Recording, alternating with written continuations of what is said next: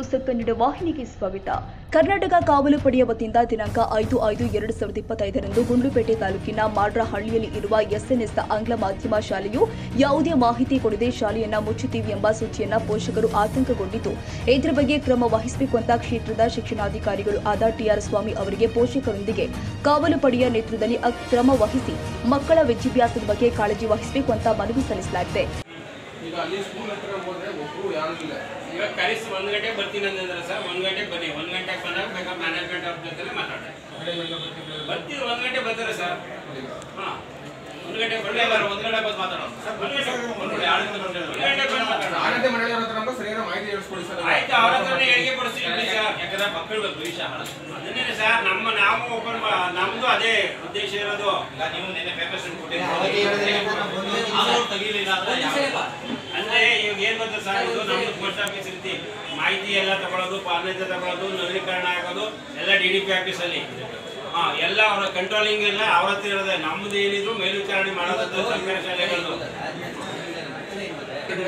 ಅದನ್ನೇ TC ಯಾರಿಗೂ ಅದು ಜನರೇಟ್ ಆಗಿಲ್ಲ ಸರ್, ಜನರೇಟ್ ಆಗಿಲ್ಲ. ಸುಮ್ಗೆ ಮಾಹಿತಿ ಹೇಳ್ತಾರೆ. SIDS ಅಲ್ಲಿ ಓಪನ್ ಆಗಿರೋದು 20ನೇ ತಾರೀಕು ಮೇಲೇನೆ. ನಮ್ದು TC ಔಟು TC ಇನ್ ಆಗ್ಬೇಕಾದ್ರೆ ಮೇ 20 ನಂತರನೇ ಅವ್ರಿಗೆ ಹೇಳಿ ಕಳ್ಸಿದ್ದೀನಿ. ಕೇಳಿ ಅವ್ರಿಗೆ ಹೇಳಿ ಕಳ್ಸಿದ್ದೀನಿ.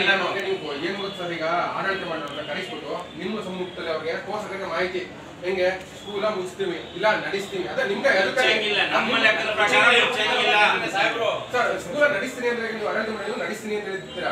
ಈಗ ಸ್ಕೂಲ್ ಅಡ್ಮಿಷನ್ ಇಲ್ಲ ಅಂದ್ರೆ ಬೇರೆ ಬೇರೆ ಪೋಷಕರು ಮುಗ್ತಿದ್ರೆ ಬೇರೆ ಬೇರೆ ಕಡೆಗೆ ಅವ್ರ ವೈಯಕ್ತಿಕ ಫೀಸ್ ತಗೊಂಡು ಅದೇ ಈಗ ಒಂದು 80 ಅಂತಂದ್ರೆ ಅದೊಂದು 20, 30, 40 ಮಕ್ಕಳು ಉಂಟೆ, 40 ಮಕ್ಕಳು ಇರ್ತವೆ. ಆ ಮಕ್ಕಳಿಗೆ ಸ್ಕೂಲ್ ನಡೆಸ್ತಾರ ಕಂಟಿನ್ಯೂ ನಡೆಸಲೇಬೇಕು ಸರ್. 3 ವರ್ಷದವರೆಗೂ ಕೂಡ ಅವ್ರು ಮುಚ್ಚಬೇಕಾದ್ರೆ ಅಡ್ವಾನ್ಸ್ ಆಗಿರ್ಬೇಕು. ಅವ್ರು ನೆನ್ನೆ ಬಂದ್ಬಿಟ್ಟು ಲೆಟರ್ ಕೊಟ್ಬಿಟ್ಟು ನಾಳೆ ಕೊಡ್ತೀನಿ ಅನ್ನಂಗಿಲ್ಲ. ಅವ್ರು ಹೋದ ವರ್ಷನೇ ರೆಕಗ್ನೈಸ್ 5, 6, 7, 8 ತಗೊಂಡಿದ್ದಾರೆ.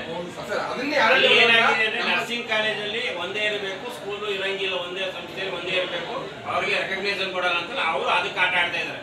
ನರ್ಸಿಂಗ್ ಕಾಲೇಜು ಉಳಿಸ್ಕೊಳ್ಳೋದಕ್ಕೋಸ್ಕರ ಆಟ. ಅದನ್ನ ನೀವು ಸರಿಯಾಗಿ ಮಾಹಿತಿ ಕೊಡ್ತಾರೆ. ಪೋಷಕರು ಎಲ್ಲರೂ ಗೊತ್ತಿದೆ ನಡೆಸ್ತಾರೆ ಅಂತ. ಇವರು ನೆಕ್ಸ್ಟ್ ಮಕ್ಕಳನ್ನ ಸ್ಕೂಲ್ಗೆ ಅಡ್ಮಿಷನ್ ಮಾಡ್ಕೊಳ್ಳೋ ಗೊತ್ತಿಲ್ಲ. ಇಲ್ಲಿರೋ ಮಕ್ಕಳಿಗೆ ಅನ್ಯಾಯ ಆಗಬಾರ್ದು. ಸ್ಕೂಲ್ ನಡೆಸಬೇಕು. ಯಾವುದೇ ಕಾರಣಕ್ಕೂ ಅನ್ಯಾಯ ಆಗಲ್ಲ ಸರ್. ಅನ್ಯಾಯ ಆಗದೆ